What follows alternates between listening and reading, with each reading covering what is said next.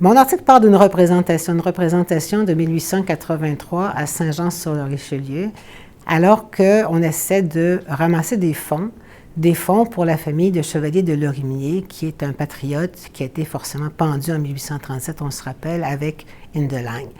Alors, qui a été pendu en 1839, à la suite des événements de 1837.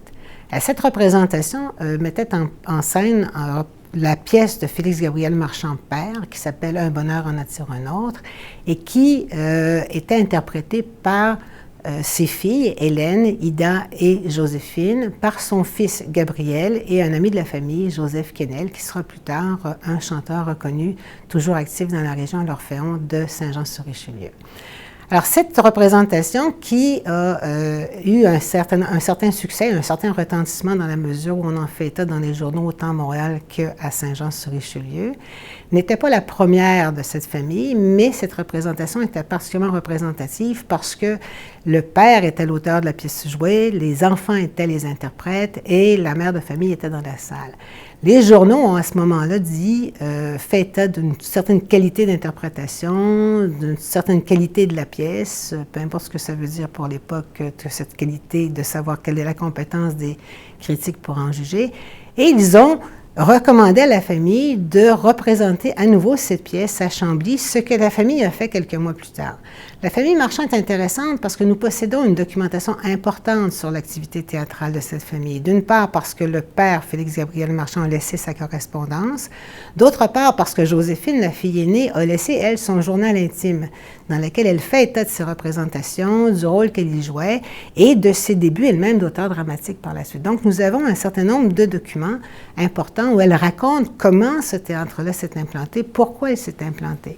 Alors, je me suis donc intéressée à ce théâtre d'un point de vue du théâtre de société, c'est-à-dire un théâtre qui est, au fond, un théâtre qui est fait à des fins caritatives, à des fins pour recueillir des fonds pour diverses causes, que ce soit des causes sociales ou des causes religieuses, mais qui est aussi un théâtre qui est mis en place essentiellement par des membres d'une même communauté. Alors, la petite bourgeoisie de la ville de Saint-Jean-sur-Richelieu, par exemple, qui s'invite mutuellement à une représentation théâtrale comme événement mondain, joué à l'hôtel de ville de Saint-Jean, et qui permet donc des échanges et une sorte de reconnaissance mutuelle de ce théâtre. Alors, ces pièces ici, nous avons également de la famille Marchand les pièces de théâtre qui ont été publiées pour la plupart. Donc, Félix Gabriel, qui est l'auteur d'une demi-douzaine de pièces, sa fille Joséphine, qui elle-même en a écrit 3 ou 4, et qui nous permettent de voir un peu quelle sorte d'esthétique développait ce théâtre, c'est-à-dire quel était le type de discours qu'on entretenait. On était toujours devant des comédies relativement simples à jouer, où les rôles ressemblaient aux personnages qui les jouaient, donc qui mettaient en scène une petite famille bourgeoise et conflits entre une fille et son père. Dans le cas des pièces de Félix Gabriel Marchand, c'est toujours une fille donc, que le père, qui est un nouveau riche, veut marier à un bourgeois très riche et qui l'envoie balader, en fait. D'ailleurs, c'est une des caractéristiques des pièces de Félix Gabriel, que les filles l'envoient balader leur père tout simplement, et qu'elle lui résiste, et où les décors représentent en fait une maison bourgeoise de l'époque, et où les accessoires sont littéralement empruntés à ces mêmes maisons bourgeoises.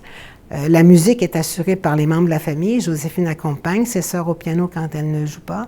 Et nous avons donc ici une sorte de théâtre qui est développé en région, mais pour une classe sociale.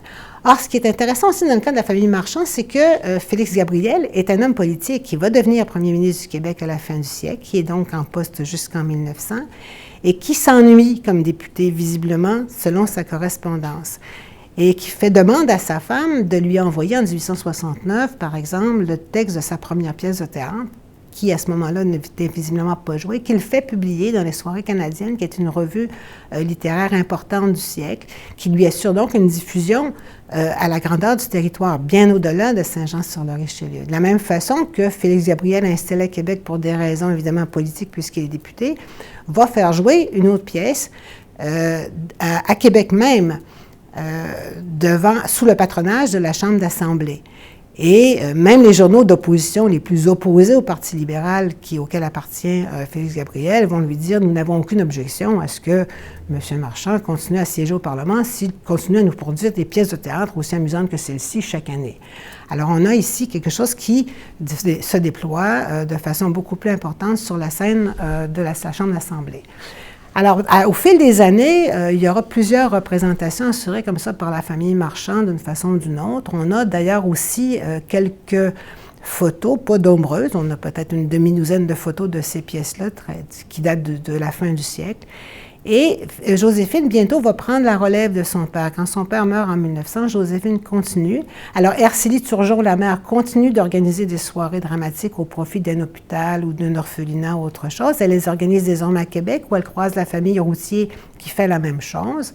Et Joséphine, par son mariage au sénateur, à celui qui va devenir le sénateur Raoul Dandurand, va donc être amenée à la fois à voyager à l'étranger et à s'installer aussi à Ottawa. Elle fera jouer d'ailleurs à Ottawa elle-même une pièce qui s'appelle « Les victimes de l'idéal », qui aura un retentissement assez important. Elle a ici convoqué, transformé en fait le Sénat en salle de théâtre et tous les grands journaux montréalais, nous sommes déjà en 1903, vont envoyer et déléguer un chroniqueur politique important pour en faire état. C'est probablement la seule critique importante qu'aura eu Joséphine dans sa carrière de cette pièce dont nous ne possédons pas le texte malheureusement.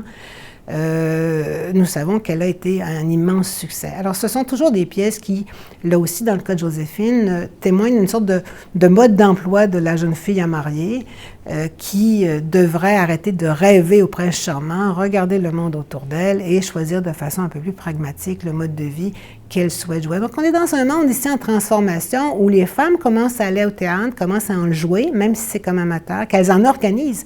Sa mère va organiser donc des soirées importantes. Joséphine elle-même va organiser à la kermesse de l'hôpital Notre-Dame de Montréal au début des années 1900 une soirée de représentation où elle va elle-même faire jouer sa fille Gabrielle et son neveu Paul Larocque, de sorte que nous avons ici une famille qui, sur 3 générations, va monter sur les planches.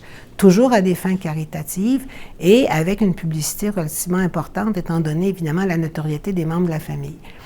Alors, nous sommes dans un univers en changement où des femmes commencent à aller au théâtre, où on commence à utiliser le théâtre à des fins sociales, à des fins de financement, à des fins diverses, et où les femmes commencent à écrire pour le théâtre. Joséphine est la première femme auteure dramatique à faire publier ses textes, à faire jouer ses textes à ce moment-là.